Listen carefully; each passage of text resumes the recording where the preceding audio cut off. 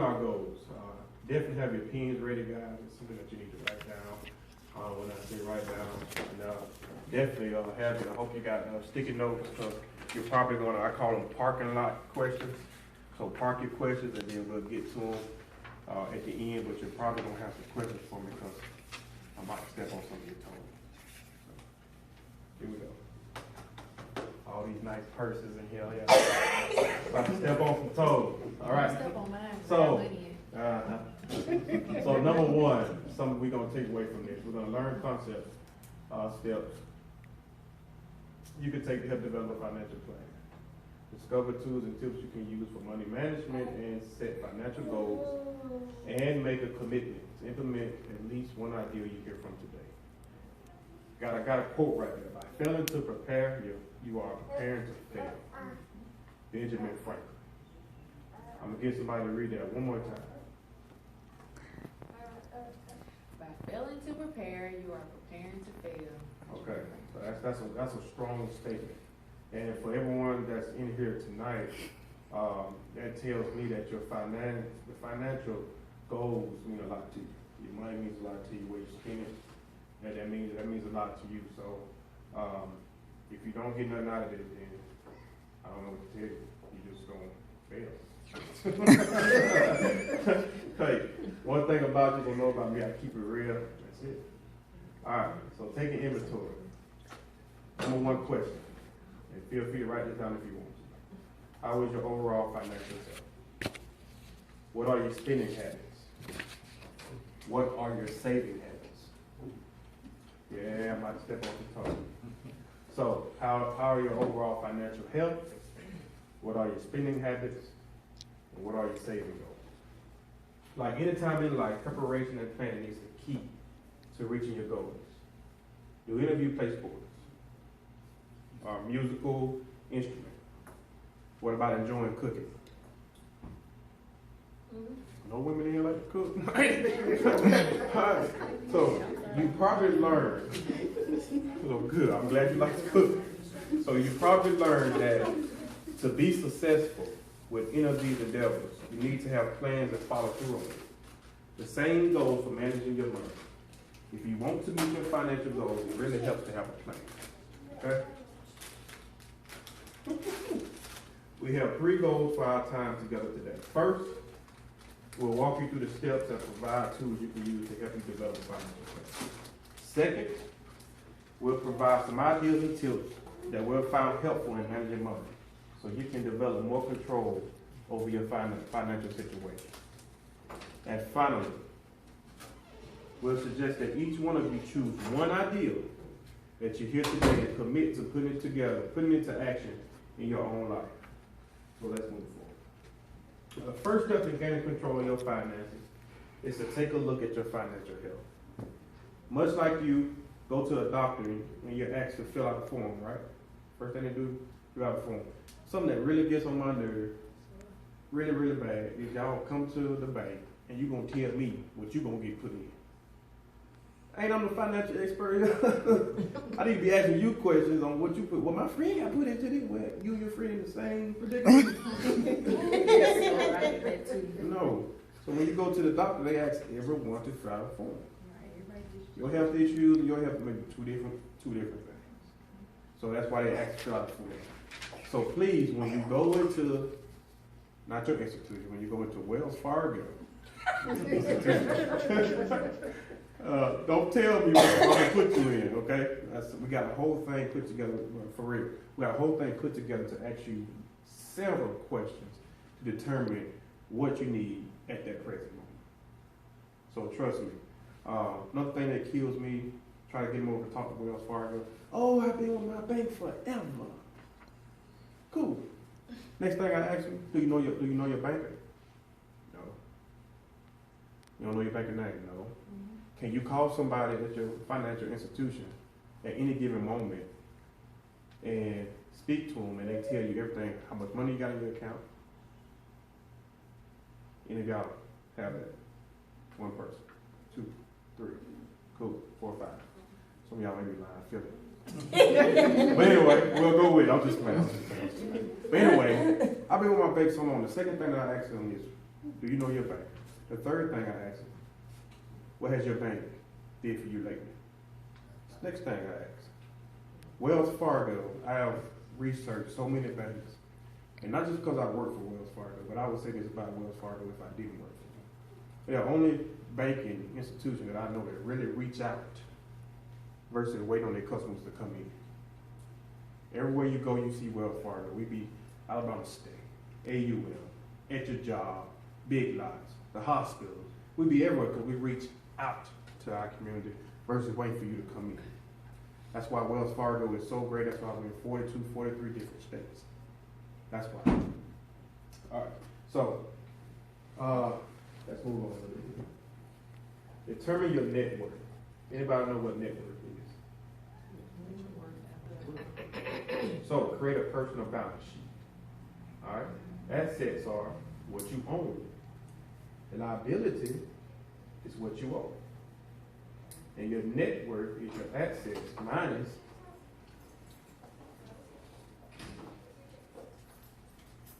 come on in now for the ones that just came in. We're saying for the balance sheet example, 500. We take the total assets, total liability, minus total liability, and that's how you get your net worth. You ever go and apply for something and they ask you what's your gross income? Gross income is before taxes. And then they ask you what's your net income? That's your net. Net right there, that's your net. But that's a month.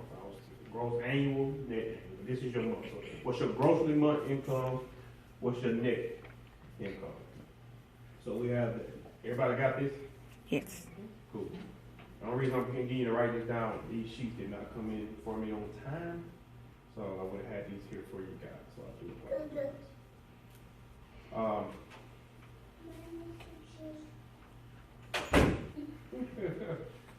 All right. So your your personal balance sheet, that's what I just asked you to write down. Now, how can I increase my net worth? Increase my assets, save more, pay down my debt. Interesting. All right. So, set financial goals. You want to write this down? This may be great. Set a financial goal. What is your financial goal? Right here, I got some examples for you. Build an emergency fund. Save for a vacation. For my saving club people in here that I know about. All right. Save for a child's college education. Save for a home purchase. And I left 2 blank for you to determine whatever you're saving for. Some teeth or whatever.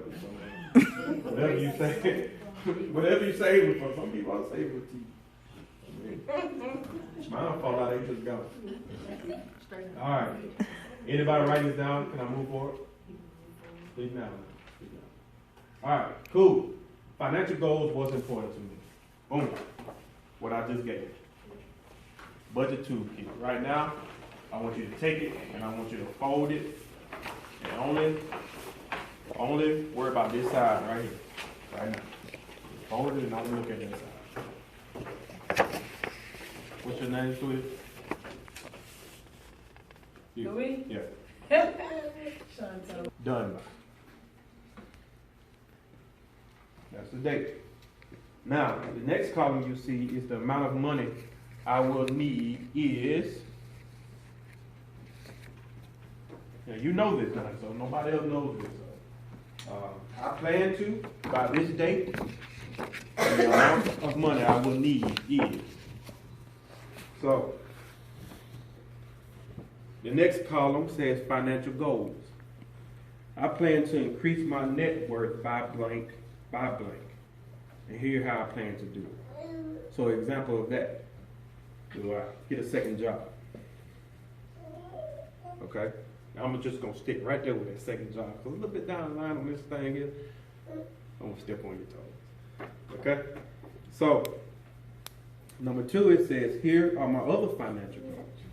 So if you couldn't get them all there in the top, then the second column, you can write that down. Let me know if we need any time more or we can move forward. 3 tips. Here we go. What I've been waiting on.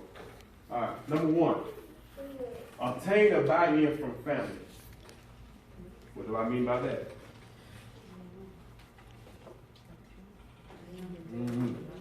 Grandma, granddad. I have so many people coming to Wells Fargo, and they saying I'm buying my granddad a house, or he gave me a house. Obtain a buy-in from family.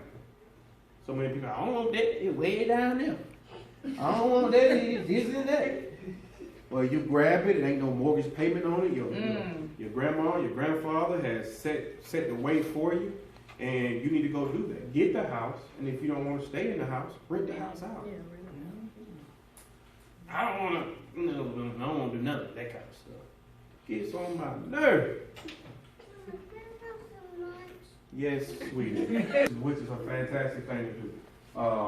Some people don't want to, but no, that car there, I don't. Okay, cool. You have money, you broke. I'm broke. You better get that car. All right, number 2, focus on the number of dollars you need to save per day. I'm gonna go back to something. By me saying that, I'm gonna go back to something for the people that was late per day. Look at a lower cost alternative.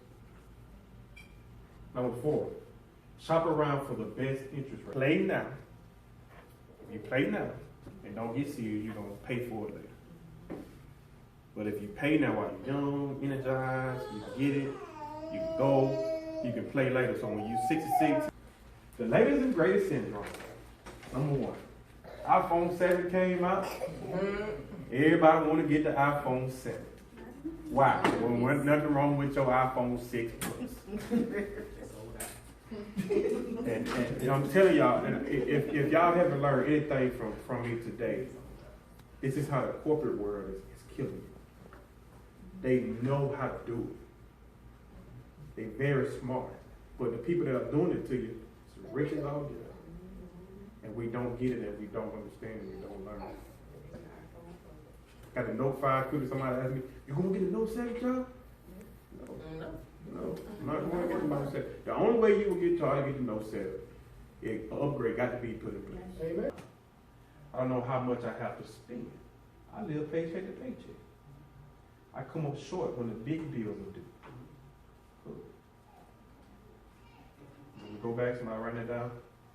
Anybody? I want you to be real serious with yourself with these. If any of these apply to you, you can keep it in your head, or you feel free to jump out there and say, yep, that applies to me, go ahead. What is the purpose of a spending plan? Spending plans help you to reach your goals, stay focused, show where you need additional help, include family members in money management. And spending plans help you to track your spending, itemize your income and expenses in total, and compare the income and spend volume to create your spending plan. All right, cool. Track your spending. Here's some homework. You ready for some homework? Keep a spending diary for 1 to 2 months. Okay? And record everything you spend as well as how you spend it. Cash, checks, credit, debit, ATM, etc. So 1 to 2 months.